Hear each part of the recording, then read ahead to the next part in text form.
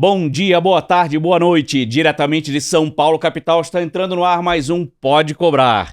Eu hoje tenho uma convidada extremamente especial. Ela é servidora pública federal. Já foi vereadora por 2 mandatos consecutivos em São José do Rio Preto.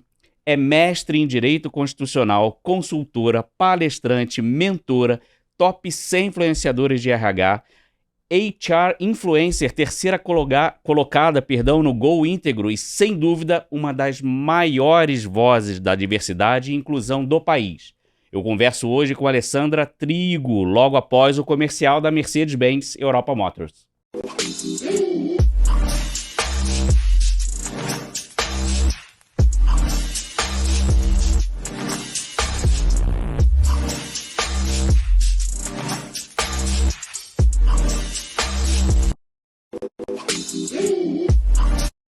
Estamos de volta com a Alessandra Trigo. Ale, muito obrigado pela sua presença. Eu sei que a sua agenda está super corrida. Aliás, você vai sair daqui e já tem uma outra agenda na sequência, certo? Certo. Olá, Rafael. É um prazer imenso estar aqui com essa generosidade da tua apresentação, participando desse podcast com pessoas que eu tenho certeza que o seu público é mais que especial. E a minha gratidão pela oportunidade. Imagina, a gratidão é toda minha por você ter realmente conseguido participar e contar a tua história, que é tão bonita. E, mais do que isso, é uma história que traz uma conscientização que, eu acredito, sobre um dos temas principais da atualidade e que demanda cada vez mais que a gente fale sobre isso, certo? Com toda certeza, Rafael. A nossa grande luta é para que o mundo seja para todos.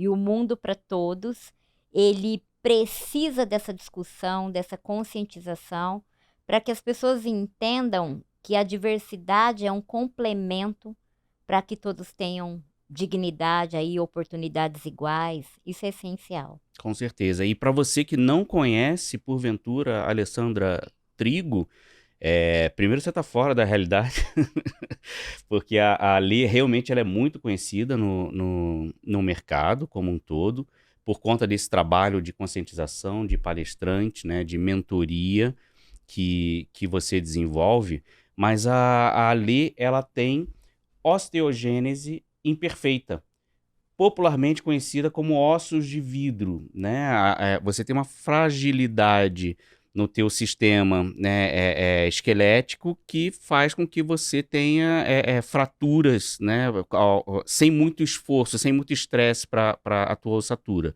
É isso, Ale?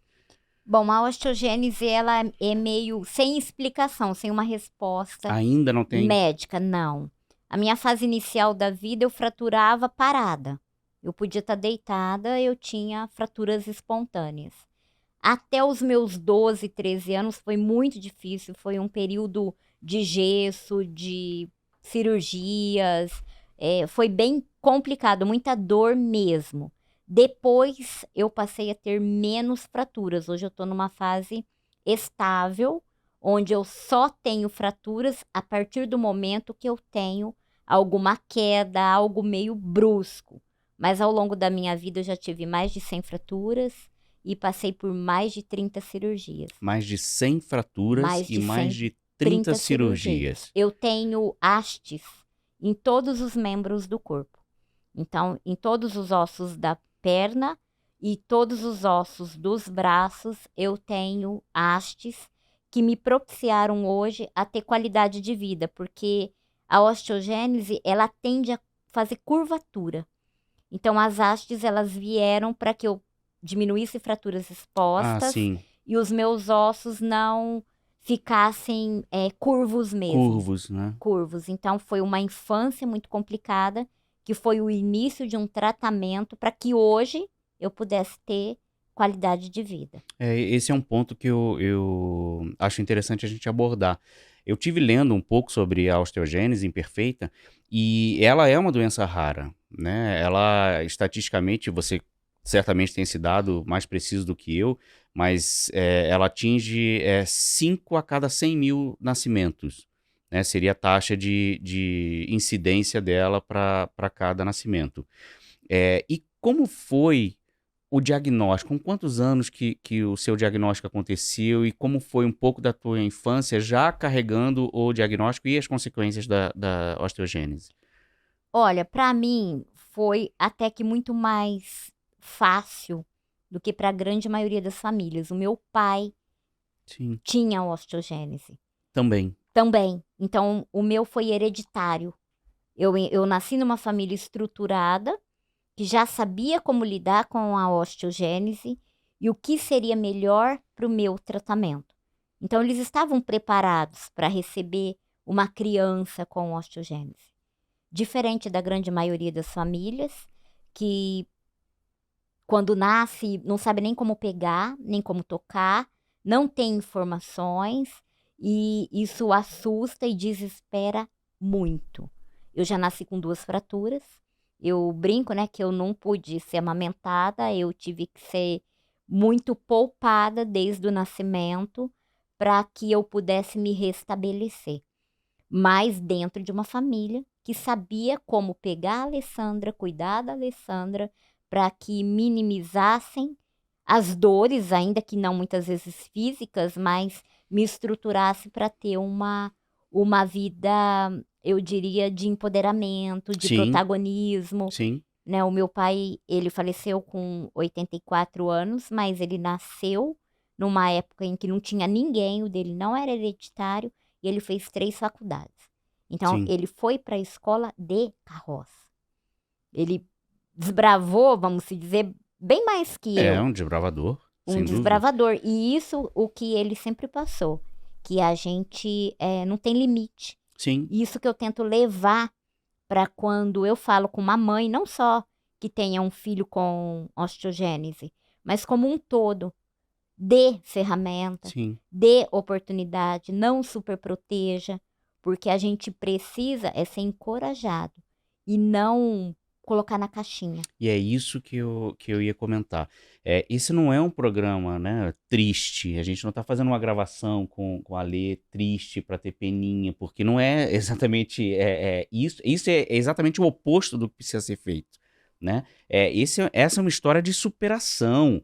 É uma história de garra, é uma história de quem foi lá e rompeu eventualmente qualquer tipo de limitação ou qualquer tipo de preconceito, porque há, né? Ou qualquer tipo de dificuldade estrutural para abraçar a pessoa portadora de deficiência. Aliás, a pessoa com Com deficiência, deficiência. que, para quem não sabe, também existe uma página da Câmara dos Deputados com terminologia, né, para que a gente possa comentar sobre os vários assuntos hoje de inclusão e diversidade, sem gafes, sem erros. E essa história que a Lê vai trazer pra gente, né, a narrativa dela, vocês todos vão perceber ao longo do programa que ela é completamente o oposto da Peninha, né? É uma história muito legal, muito gostosa. E quem não tem, né, a pessoa que não tem deficiência, muitas vezes se põe numa posição, né, de dificuldade, de inferioridade, é, que não deveria, de forma alguma, se colocar nesse tipo de posição. E aí, para a gente abrir essa narrativa, a história da Lê começa lá na escola.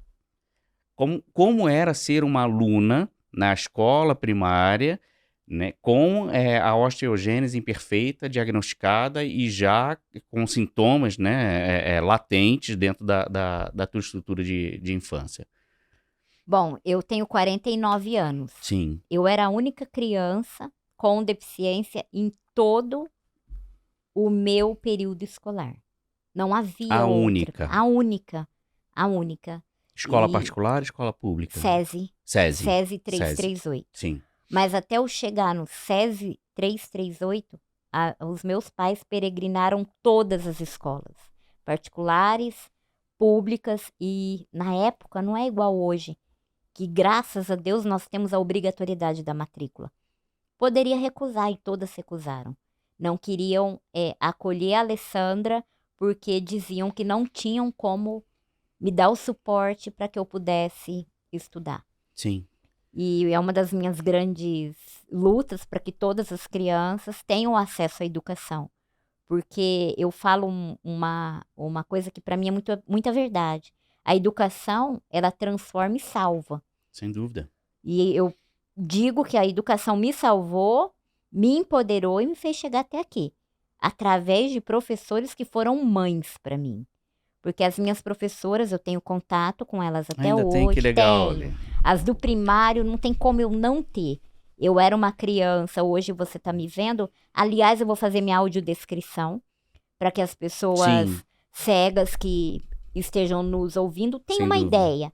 Eu sou uma mulher branca, olhos e cabelos castanhos escuros, cabelos nos ombros, repicados. Estou vestindo um terninho num tom vinho.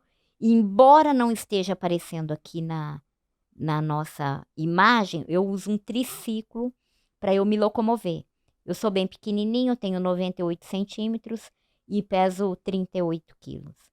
Então, essa menina que chegou, na época, eu não usava nenhum triciclo, era colo.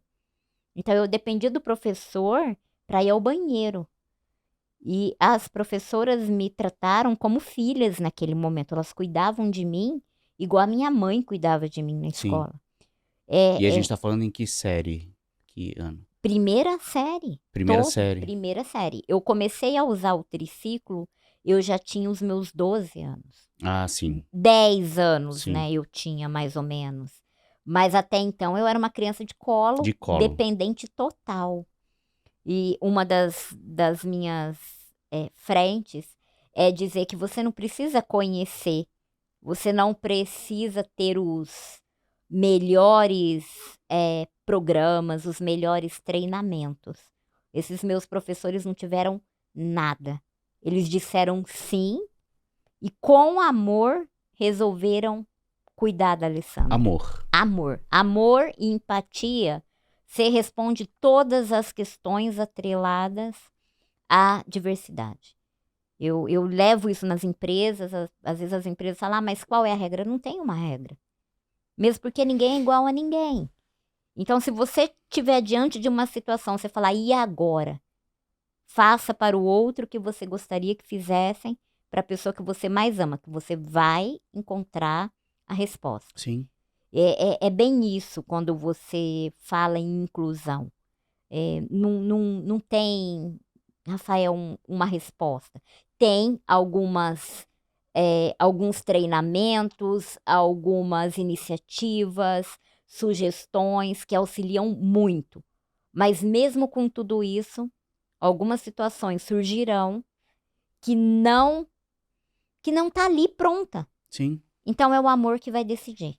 É o amor que vai decidir e a tua vontade de fazer a diferença na vida da outra pessoa. Você comentou ali que era uma criança de colo. E a gente sabe que essa fase escolar é aquela fase de recreio, que as crianças vão para o pátio. E como era para você, né, sendo uma criança de colo, ver, né, esses coleguinhas saindo para o recreio, para pular amarelinha, para pular corda. Isso trouxe alguma carga naquela época, né? Uma criança descobrindo e se percebendo diferente. Trouxe alguma carga emocional para você que causou uma dificuldade? Não, Não. a minha fase de infância foi uma fase muito tranquila a nível de descoberta. Eu, apesar de perceber que eu era diferente, eu não me sentia uma pessoa inferiorizada. Eu vivi uma dor muito física nesse período, né? Sim. Conforme eu te relatei. Eu ia para a escola muitas vezes engessada, pós-cirurgia. Então, eu vivia dor física muito latente nessa fase. Mas na minha fase de adolescência, sim, foi uma fase muito difícil, porque eu descobri que eu não era igual às outras meninas. Sim. Embora eu tivesse as mesmas vontades, os mesmos desejos, os meninos não olhavam para mim. Sim. Então, nesse momento, o impacto foi bem grande. Eu tive que aí sim trabalhar o meu eu, o Sim. meu protagonismo, saber que aquilo naquele momento não seria vivido e me empoderar em outras frentes. Então, eu mergulhei muito na minha formação. Eu decidi que eu iria estudar muito, que eu iria conquistar o meu mercado e, claro, com uma estrutura familiar gigante, né? Que o meu pai era o retrato, ele era casado, a minha mãe não tinha osteogênese, ele tinha vencido, então eu tinha um espelho dentro de casa Isso, gigante, sim. E gigante bem e sucedido. bem sucedido.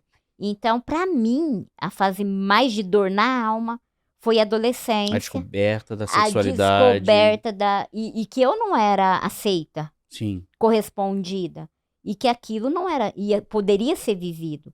É um momento muito complexo, né? Que se tiver alguma menina, algum menino que esteja nos assistindo, tudo são etapas. sim. Se empodere, se fortaleça, se descubra, potencialize aquilo que você tem de bom, que essa fase vai despertar num outro momento da sua vida. E independente do relacionamento com um parceiro, uma parceira, nessa fase, que é o que a gente está conversando, mas a vida de balada, de baladeira, ela aconteceu? Sim, eu era Sim, uma adolescente que eu frequentava tudo. sim, Eu não, por exemplo, eu ia numa boate, claro que eu não dançava, mas eu participava. Eu ia no bar, eu ia nas festas, eu era uma adolescente que convivia em sociedade, ia para shopping, só dava eu. sim. Eu até brinco, né, que a carga emocional hoje é um pouco diferente. Mas eu ia pro shopping, parecia que eu era o ET. Porque as pessoas te olhavam muito. E na época me incomodava muito. Pra ser sincero com Na você. época, incomodava. Sim, porque você vira o centro das atenções, né? A pessoa cutuca o outro, a pessoa comenta. E por mais que você tenha um preparo, não é uma situação tão simples de lidar. Eu imagino que não, Não sem é uma dúvida. situação. Hoje, é isso que eu sempre digo para as famílias. Que às vezes ela não expõe o filho por receio desse mundo aqui fora. Eu falo, olha, eu caí, eu sofri, eu chorei, mas eu aprendi a levantar. Então, ensine o teu filho a levantar. Ele vai cair, ele vai chorar, mas ele vai se fortalecer e descobrir como ele vai vencer essas etapas. Hoje, para mim, é super de boa.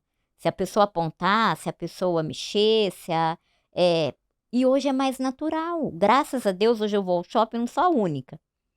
Tem cadeirante, tem pessoas cegas, tem pessoas surdas, tem pessoas com síndrome de Down. É uma multiplicidade. É por isso que a gente luta, para que as pessoas não fiquem escondidas. Sempre existiu pessoas com deficiência, mas elas eram segregadas literalmente. Sim, sim. E até nas empresas, tem sido feito um trabalho de inclusão e de ser facilitado o acesso, né, dada a oportunidade para pessoas com deficiência. Hoje nós temos a lei de cota, que ela veio como Uhum, uma obrigação. Algumas empresas já começam a ter e ver a beleza do diverso, porque traz ideias plurais, humaniza o ambiente, agrega valor à marca, tem uma série de coisas que contemplam. Então, elas não veem como um prejuízo, que no início é meio chocante, mas era verdade. Pô, eu sim, vou contratar, a pessoa não vai trabalhar, não vai produzir, eu só vou ter prejuízo. Hoje não. Esse viés está começando a ser quebrado, por quê? Porque as pessoas com deficiência, elas estão mostrando que elas querem trabalhar, que elas produzem tanto quanto, desde que seja colocada a pessoa certa, no lugar certo e dadas as oportunidades necessárias. sim, Mas isso foi possível a partir de uma obrigação. E a gente trabalha para quê? Para que daqui, não vou nem mencionar a quantidade de anos, essa obrigação não seja necessária. As pessoas sejam colocadas por suas capacidades, porque perceberam o quanto isso é bom no time e a lei deixe de ser vista como ela é vista hoje. sim. E essas e outras histórias estão na sua biografia, né? Oi, para, né, quem está nos grupos, né, de relacionamento. Oi, osteogênese imperfeita não é o fim, é só o começo. A biografia é lançada em 2016, porque você tem o desejo de compartilhar sua história, né? E qual foi o retorno que o público teve do teu livro? O livro é esse aqui. É, qual foi a repercussão, né, após você escrever a biografia? O meu objetivo maior foi mostrar para as famílias que sempre tem luz, talvez no fim do túnel para elas. Que o túnel é comprido, é difícil, mas que uma hora ele abre. Então, esse público para mim foi muito bacana, de pessoas que têm filhos, pessoas que ainda têm dificuldade de enxergar a luz e poder ver que é possível ser feliz, é possível vencer, é possível construir uma jornada.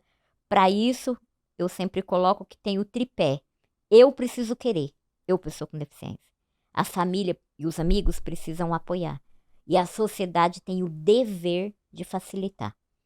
Então, a partir do momento que eu tiro um desses itens, eu quebro a possibilidade da verdadeira inclusão acontecer. Sem trocadilhos. Sem trocadilhos. E o livro é maravilhoso, gente. Muitas fotos, né, da vida, do acervo pessoal da Alê. Ele tem um texto, uma apresentação do vice-presidente Geraldo Alckmin. Sim. Né? Os tópicos, né, aqui do sumário, tudo é uma questão de herança. Ela traz depoimentos, né, de médicos especializados do setor. É uma leitura, assim, obrigatória, muito leve, né, e descrevendo um pouco, né, do que é essa experiência de vida e essa experiência de superação. Não se atém apenas à descrição, né, das limitações da osteogênese imperfeita, mas sobre a superação e para onde a gente está percorrendo, né? Qual é o caminho que a gente está percorrendo para inclusão, para o conhecimento maior para essa doença que não tem ainda mapeada qual é a causa raiz dela, né? O que provoca a doença. No meu caso, é genético. É genético. No meu caso, sim. Sim. Tem a resposta, mas o do meu pai, ele era gêmeos, e do meu tio, não tem nenhuma explicação, não tem nenhum caso na família. Pode ser uma mutação. O que se respondeu à época é que seria uma mutação. Uma mutação. Sim. Sim. Sim. Uma coisa que eu gosto de colocar em relação à osteogênese é que é uma em cada 20 mil, mas tem graus. Sim. Então, desde a pessoa que nasce, o natimorto, né, que já nasce e falece em seguida, ele está enquadrado dentro dos 20 mil. Assim como a pessoa que tem osteogênese de grau leve, que não é perceptível, ela pode descobrir a qualquer etapa da vida dela. Sim. Por ter um pouco mais de fratura. Sim. E os casos que são evidentes, que é o meu, né, que a parte branca do olho é azulada, eu sou pequena, eu tenho os ossos já que denotam que eu tive muitas fraturas. Sim. A nossa região aqui ela é um pouco mais alta, pouca coisa, mas assim, são características. Então, as pessoas confundem muito, eu até tive algumas dificuldades de dizer, você não tem osteogênese, você tem nanismo. Nanismo... chegaram Sim. a confundir com nanismo. Eu diria que foi no único momento político da minha vida, quiseram distorcer. Sim. O nanismo é uma característica da osteogênese. Só que o nanismo não tem fraturas. A osteogênese, além da baixa estrutura, que seria pro leigo um nanismo, eu tenho alta incidência de fraturas. São diagnósticos totalmente diferentes. Sim. Mas que são confundidos. Sim. São confundidos. Sim. Oi, não é o fim, é só o começo. A Lê gentilmente vai autografar um exemplar e a gente vai fazer o sorteio depois para quem se inscrever no canal, no YouTube, ou para quem estiver seguindo a gente no Instagram também, nas nossas redes sociais. A gente está falando muito de superação. Eu vou tomar fôlego aqui para passar o seu currículo.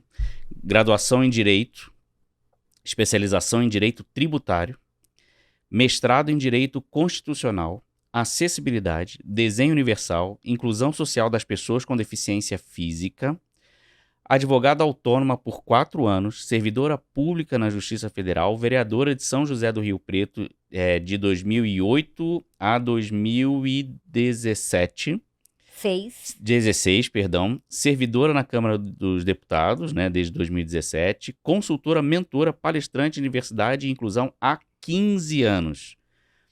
Como foi essa etapa agora, não mais na escola, mas nessa graduação já superior, né? A facilidade de acesso, os professores, né? A gente sabe que já não são mais os professores primários que acolhem tanto, mas você teve mais essa empatia da escola primária, também apareceu nos teus cursos de graduação? Eu fui muito feliz, Rafael, eu posso dizer que eu fui muito feliz.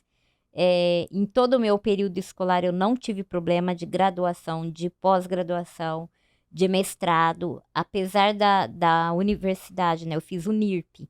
Eu ter sido uma das únicas, foi adaptado meio para mim, foi tudo muito o que eu precisava. Sim. Então, eu não tenho o que dizer de nenhuma etapa da minha vida. O meu mestrado eu fiz numa universidade que era adaptada, com um professor que é uma pessoa incrível, que atua com diversidade, foi um dos pioneiros a discutir pessoa com deficiência. E o meu tema não poderia ser outro que não aquilo que eu luto, defendo, que é a acessibilidade. Como eu tinha que fazer um corte, eu trouxe a minha vivência pessoal, acessibilidade para a pessoa com deficiência física, porque eu digo que a acessibilidade é a minha garantia de autonomia, dignidade, igualdade e felicidade. Sim. Porque a partir do momento que eu consigo ir e vir aonde eu quero, eu já tenho meio caminho andado. Eu posso exercer os meus atos. E se eu não tenho, todos os meus direitos são violados. Se eu chegar num hospital, não tiver um consultório próprio, meu direito à saúde está violado. Se eu chegar numa escola, uma criança, não tiver um banheiro acessível, uma carteira apropriada, e agora não foi o meu tema de mestrado, mas uma criança que não tenha libras, uma criança surda dentro da sala de aula, imagina, sem libras. Ela está violada no seu direito. Sim. Se eu chegar num restaurante, não conseguir entrar, o meu direito ao lazer está violado. Então, acessibilidade, para mim, é pressuposto de dignidade. Foi o meu tema de mestrado, uma das minhas grandes lutas para que a sociedade seja para todas as pessoas. E aí eu gosto de ressaltar que quando eu falo em acessibilidade, não é para a Alessandra, pessoa com deficiência, só. É o idoso, que ele vai fazer uso com muitos facilitadores, é aquele que temporariamente está acidentado, é a pessoa obesa, é a mãe com carrinho de bebê. Então, é preciso alargar a forma de interpretar a acessibilidade. Ela é um ganho para uma gama muito maior de pessoas. E a partir do momento que você oferece para mim, você oferece para minha família, para os meus amigos. E eu brinco sempre, eu como, eu bebo, eu consumo, e você está deixando de me trazer como uma potencialidade dentro da tua empresa. Para que eu possa consumir da tua água, para que eu possa consumir da tua comida, do teu hotel. Então, comece a olhar não como um investimento financeiro, no sentido ruim, mas no sentido bônus, no sentido conquistar novos públicos.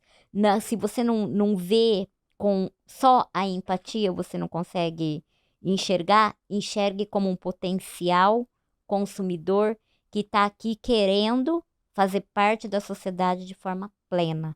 E é bem isso que eu busco trazer dentro das minhas consultorias. Sim. E, de toda forma, a tua vivência durante esse período, a infância e adolescência, ela teve alguma coisa a ver com a tua escolha, a tua opção por fazer graduação em Direito? Não teve? Não teve. Eu cheguei no direito, eu falo, né? Eu comecei fazendo matemática. Matemática. Eu não queria fazer cursinho e o meu sonho, à época, era fazer ciência da computação. Falei, mas ao invés de eu ficar fazendo cursinho 1 ano, eu vou prestar matemática e vou fazer a minha pós em ciência da computação dentro da Unesp e não vou parar 1 ano. Já vou sair com uma pós. Mas a hora que eu entrei na matemática, adivinha qual foi a matéria que eu menos gostei? Ciência da computação. Falei, gente, isso não é para mim. Parabéns, né? Cada um na sua área. Sim. E aí eu falei, bom, porque o meu sonho era fazer biomedicina. Só que eu não tinha como fazer biomedicina. Sim. E a escolha por ciência da computação seria o plano B. Por conta de não poder fazer biomedicina. Aí eu tranquei aquele primeiro ano, né? Por insistência da família, porque por mim eu não teria nem trancado. Que eu não me vi naquele curso. E eu falei, e agora? O que eu vou fazer? Vou prestar concurso. 18 anos, comecei a estudar para concurso. Qual a matéria que mais cai? Direito. Direito. Aí o pensamento, já que eu não fiz o que eu queria, eu vou fazer o que vai me abrir portas bacanas no mercado de trabalho. O mar foi levando. O mar foi levando. E aí eu falo que a vida, ela tem algumas peças, né, que ela prega. E eu diria que se eu tivesse que recomeçar hoje, eu não tenho dúvida nenhuma que eu começaria fazendo direito. Eu amo o direito. Então não foi o caminho inicial que eu pensei, mas foi o caminho que me conquistou profissionalmente. Maravilhoso, Ale. Bom, estamos com uma empresa parceira nova e vou deixar a surpresa aqui no ar, vocês vão ver agora a chamada da nossa parceira nova e depois eu volto comentando.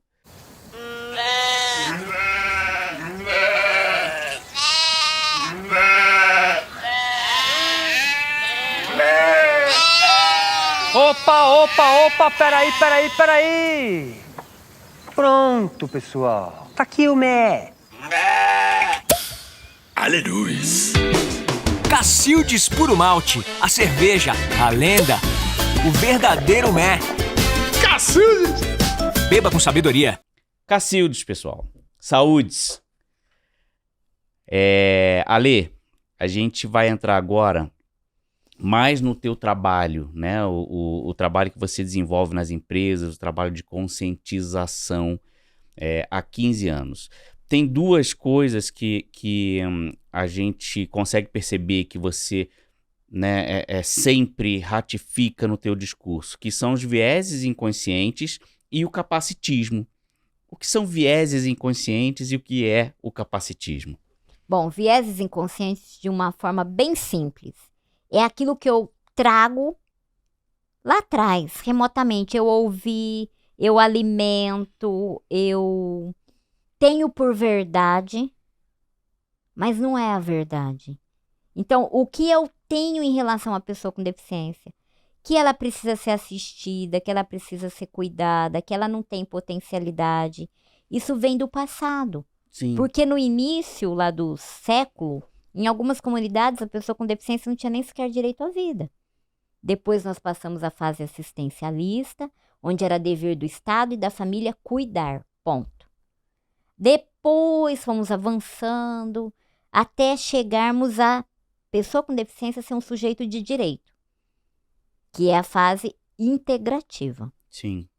Nessa fase, ela tinha direito de estudar, ela tinha direito de trabalhar, só que ninguém era obrigado a fazer nada para que ela pudesse subir a rampa da escola, para que ela pudesse ter um trabalho e conseguir chegar dentro e ter um software apropriado, ter um espaço que ela conseguisse usar um banheiro, um refeitório.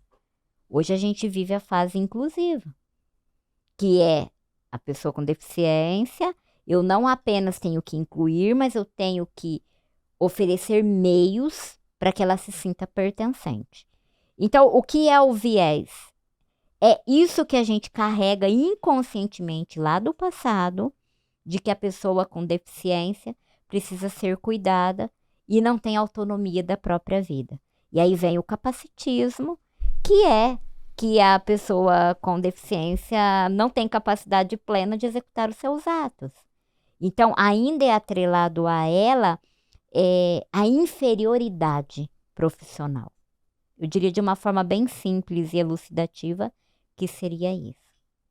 Mas são, claro, né, eles acabam gerando uma interpretação negativa sobre a pessoa com deficiência, mas obrigatoriamente eles carregam uma maldade ou não? Realmente a gente está falando de algo inconsciente, algo que a gente nem se dá conta que está, né, interpretando ou agindo naturalmente, né? Reduzindo a capacidade plena que tem uma pessoa com deficiência. Eu desmembro. Sim, Nós temos os casos dos vieses, que são inconscientes, é uma prática sem perceber o mal que você está causando, por exemplo, infantilizar uma pessoa com deficiência, o desvalor dado a ela, ou tratá-la com uma superproteção.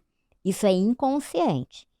A partir do momento que eu sei que eu agindo assim, eu não estou agindo corretamente, eu tenho essa consciência e continuo praticando, aí eu parto para o preconceito. sim, Aí é o preconceito latente. Então eu desmembro. Hoje a gente lida com as duas situações. Tem pessoas já muito bem esclarecidas, mas que preferem colocar à venda e fingirem que não sabem do que mudarem as suas próprias atitudes. Nós lidamos com as duas situações. sim, o tempo todo. O tempo todo. O tempo todo. E aí o nosso papel é esse. Quem está no preconceito buscar os meios legais, os meios jurídicos, e quem está no viés, educar, conscientizar, demonstrar que estamos vivendo um outro momento, que as pessoas com deficiência elas são inteiras, o foco não tem que ser a deficiência, e sim a pessoa. E eu sempre brinco nas minhas palestras que eu não posso correr, eu não posso pular de paraquedas, eu não posso dançar de forma convencional, mas aí que eu falo, o que eu posso fazer? Eu posso enxergar, eu posso falar, eu posso escrever, eu posso pensar, eu posso amar. Então, começar a focar naquilo que eu posso e não naquilo que eu não tenho.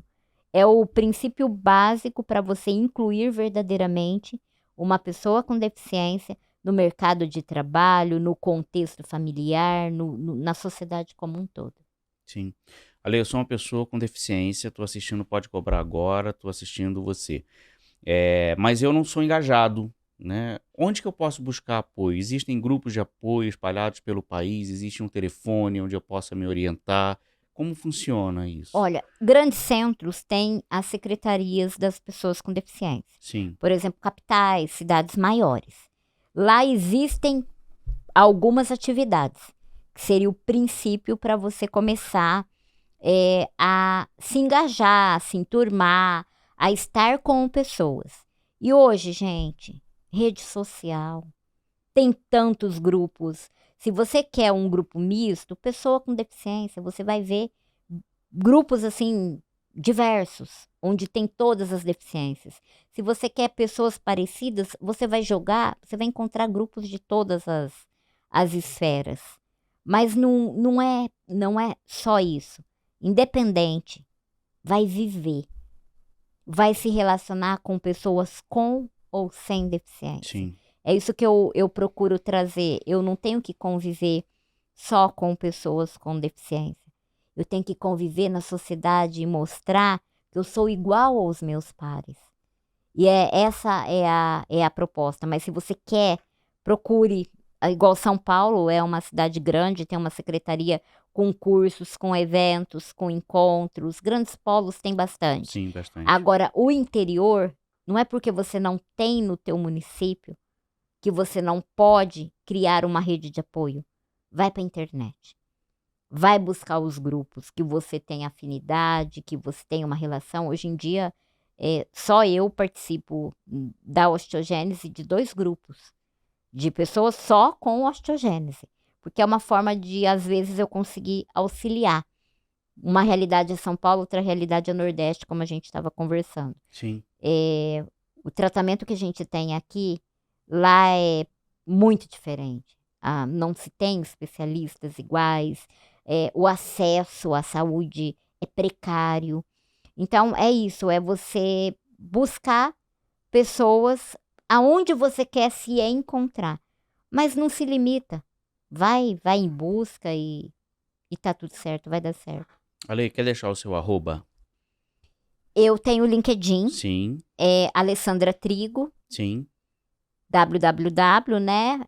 Alessandra Trigo Alessandra é o meu LinkedIn. Eu tenho o Insta, mas eu não sou uma pessoa assídua do Insta, eu sou É melhor LinkedIn. total. Eu tenho o Insta, na verdade, eu utilizei na pandemia, Uhum. porque algumas pessoas usavam o Insta para fazer live. Sim.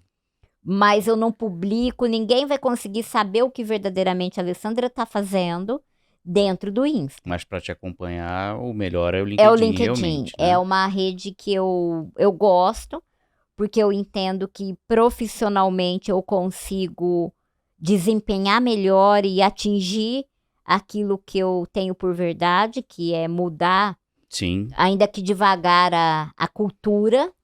E eu uso, não dá para tocar todas as redes, né? Eu gosto de fazer isso eu mesma. sim. Então eu optei pelo LinkedIn. E foi lá que eu descobri que você tem a formação em mentoria no programa Nós por Elas. Sim. Da querida Edna Vassello, Edna que eu conheço, a gente já conversou várias vezes. Edna que estará conosco aqui no Pode Cobrar também, é só uma questão de agenda. Vou estar também. com ela hoje. Estará? Com Então ela avisa hoje. ela, por favor, que você tá não pode cobrar comigo. A gente era para ter gravado já, mas tivemos um desencontro de agendas e aí a gente tá falando com a Paula para poder fechar a nova agenda, mas a Edna estará conosco aqui Torcendo com muito por certeza. ela, porque hoje sai a resposta do Top of Mint. Mas eu tenho certeza que Eu tenho também absoluta certeza, assim, muita, né? Ela Sim. merece, ela faz um trabalho de empoderamento feminino maravilhoso. Eu sou uma das voluntárias do programa. Com e certeza. eu assino e falo, olha, ela tá mudando a vida de muitas mulheres. Muitas mulheres. Muitas, assim, e é um programa que não é um faz de conta, né? Não é aquela coisa para inglês ver, não. É real, é para mudar, é para transformar e empoderar, porque é uma satisfação muito grande a gente começar, né, com uma pessoa e você entrega em um mês outra pessoa, porque a rede é muito forte. E a Edna é sensacional, eu sou suspeita, adoro a Edna. É sensacional. O nosso programa é gravado, você sabe. Hoje é realmente a cerimônia, né, de revelação do Top of Mind de 2023. E a gente, daqui a alguns programas mais pra frente, revela se a Edna foi ou não, né? Exatamente. Realmente é a grande vencedora, mas eu tenho certeza absoluta. Conta um pouquinho pra gente também quais são os principais pontos discutidos nesses encontros, né, do Nós por Elas, que a Ali contribui dentro do projeto de mentoria do Nós por Elas. Porque o programa consiste em que cada mentora recebe uma mentorada. Então, é um Sim. programa individualizado com uma mulher. Uhum. E dentro do programa existem várias frentes, que é o empoderamento, a síndrome da impostora, como montar um LinkedIn, como cuidar do financeiro, resgatar no sentido de alavancar a carreira dessa mulher. Sim. Mas para alavancar a carreira dessa mulher, você perpassa por todos esses processos para que no final ela atinja ou uma mudança de cargo, ou dentro da própria empresa ela queira um outro setor, ou não queira ficar ali, está insatisfeita. Enfim, aí vai de cada tipo de mentoria. Sim. que é uma surpresa, a gente não sabe. Não sabe. Não sabe qual é a mulher, né, que nós Sim. vamos estar trabalhando, mas é sempre um match muito interessante. A Sim. gente, você fala, puxa vida, né, peguei uma pessoa que vai, eu já sei o porquê peguei. Claro que você não revela, mas no teu íntimo você sabe o porquê aquela pessoa veio até você. É bem bacana e essas 600 mulheres, a última edição tiveram 600 600 mulheres. mulheres. Foram 5 turmas o ano passado. Imagina o tanto de pessoas impactadas ao longo de todo o programa, né? Porque não é só a mentoria. Na semana tem lives, na semana tem algumas ações além, né, para que essas mulheres participem. Então é sensacional. Com certeza. Um beijo pra Edna. Espero aqui brevemente. Vamos passar uma mensagem agora que a gente falou tanto da fase, né, adolescência, da descoberta da sexualidade. A gente falou sobre empatia e amor. E falando de amor, né, a Lê é casada com o Antônio que está com a gente aqui no estúdio também, ali nos bastidores. E eu acho importante a gente passar, Lê, que nem a gente estava conversando um pouco antes de iniciar a gravação, a mensagem para as meninas. Não que os meninos também não tenham, né, as suas questões em relação às dificuldades, né, de encontrar um parceiro, uma parceira, mas falando das mulheres, até porque você traz essa bagagem, qual é a mensagem para uma mulher, pessoa com deficiência, que tem, né, de perspectiva amorosa na vida? Porque eu imagino, você comentou, realmente exista uma fase em que isso é posto em xeque. Falar, será que Sim, isso é para mim? O amor é para mim? sim. Né? Como é isso na tua experiência, Lê? Olha, se eu puder resumir, eu diria para elas: nunca deixe de sonhar. A vida é feita de etapas. Viva cada uma e se empodere cada vez mais em cada uma dessas etapas. E com a certeza de que você vai conquistar aquilo que você quer. Só que para você gostar de alguém, você tem que gostar primeiro de você. Então, se ame independentemente do outro te amar.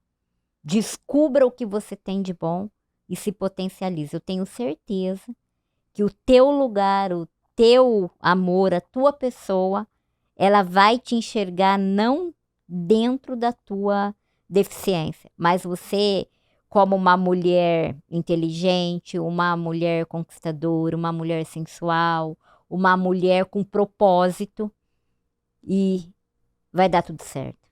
Fantástica mensagem, Lê. A gente está chegando no final. Nós temos 2 blocos que são padrão para todos os convidados. O primeiro chama-se Tips from the Tops, ou seja, a Lê hoje, mulher madura, bem resolvida, conversando com a Alessandra lá do início da vida, do início da carreira. Quais são as dicas, os conselhos que a Lê daria para essa Alessandra lá do início, do que fazer e do que não fazer para que essa Lê se torne a Alessandra Trigo de hoje? Olha, é complexo, mas eu diria para Alessandra: calma. Tudo tem seu tempo, você vai viver, mas não se apresse. Porque às vezes a gente quer para ontem o que ainda não está pronto. E eu sempre fui muito acelerada nas buscas. Eu diria isso: calma, não sofra antecipadamente, viva o hoje, seja feliz hoje, que o teu tempo vai chegar. E filosofando, os fins justificam os meios? Vale tudo para se dar bem na vida? De forma nenhuma. Eu acredito até que você falar os fins justificam os meios, na acepção filosófica de forma nenhuma. Mas aí eu faço assim, aquela bola dentro da nossa temática, e a pessoa poderia dizer assim, a lei de cota justifica? Justifica. Para que o amanhã seja diferente. Então, muitas vezes eu tenho que impor algo para que eu conquiste isso de uma forma feliz e plena no amanhã. Não no sentido maléfico, Sim. mas no sentido, eu saí da filosofia para o nosso tema. Os fins justificam os meios quando a causa é nobre. Mas não no sentido, por exemplo, moral, amoral, lícito e não lícito. Sim, sim. Mas em algumas situações nós temos que enfrentar o divergente, que é aquele que não concorda com algumas ações. No caso, a gente sabe o quanto a lei de cotas ela foi criticada, mas hoje essas pessoas que estão inseridas mostraram que é possível. Então, lá atrás, a pessoa poderia falar assim, não justifica ingerir dentro da minha empresa. Justifica. Para que hoje a gente consiga conquistar o que a gente conquistou. Então, trazendo para o nosso campo, muitas vezes, no primeiro momento, a pessoa pode falar, não justifica, justifica. Para que o amanhã seja diferente. Muitas vezes, a pessoa não enxerga a beleza no hoje. Ela só vai conseguir contemplar o resultado no amanhã. Pessoal, eu conversei hoje com a Alessandra Trigo. Ale, muito obrigado pela tua presença novamente. Muito obrigado pela lição de vida que você trouxe, não só para mim, mas também para toda a audiência do Pode Cobrar. Espero realmente que você consiga tocar o coração, né, de cada vez mais e mais pessoas, como é o trabalho que você vem fazendo ali. Eu só tenho a agradecer a oportunidade. E aqui eu não disse, mas você tem uma patrocinadora que trabalha com veículos. Sim, eu dirijo. A Mercedes-Benz, ó. Eu dirijo e as crianças ficam doidas quando elas me veem dirigindo. E elas chegam em mim e falam assim, você dirige? Como? Eu falo assim, porque eu estudei, eu busquei, eu quero que você também estude para que você conquiste os seus espaços, tá vendo? Nada é impossível. E aí eu encerro com uma gratidão enorme e com uma frase que eu gosto muito de Gandhi. Seja a mudança que você quer ver no mundo. Essa frase é fantástica. Eu acredito muito nisso, que as sementes elas são plantadas, elas precisam ser regadas para que amanhã os frutos sejam colhidos. E tudo é um processo. E que a gente faça com que esse processo ocorra o mais rápido possível. Obrigado, Ali. Obrigada. Alessandra Trigo, não deixa de deixar o seu like, se inscrever no canal e seguir a gente no Instagram. E esse é o Pode Cobrar. Nos vemos por aqui.